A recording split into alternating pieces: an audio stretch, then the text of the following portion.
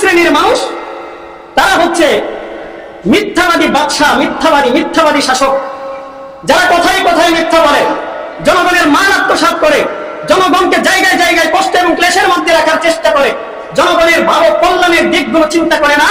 আল্লাহ পাকের হাবিব বলেন, এদেরকে আল্লাহ তাআলা চূড়ান্ত পর্যায়ে জাহান্নামের মধ্যে রাখবেন। আল্লাহ তাআলা কিয়ামতের ময়দানে এদের দিকে তাকাবেন না, এদের সঙ্গে আল্লাহ তাআলা কোনো কথা বলবেন না, এদের জন্য চূড়ান্ত শাস্তি হচ্ছে এরা জাহান্নামী। তাই দুনিয়ার মধ্যে যখন ক্ষমতা হাতের মধ্যে আসে, ক্ষমতা আসার পর যা ইচ্ছা তাই করব, যেভাবে ইচ্ছা সেভাবেই চলবো, অহংকার আর দাম্ভিকতার বশবর্তী হয়ে জনগণের জান মালের ইজ্জত আবরুর কোনো হেফাজত করবো না, মানুষের কল্যাণের দিকের কোনো বিবেচনা করবো না, যেভাবে ইচ্ছা সেভাবে শাসন কার্য পরিচালনা করার চেষ্টা করব। আল্লাহ তাআলার হাবিব বলেন, এই সমস্ত স্বৈর শাসকরা হচ্ছে জাহান্নামী।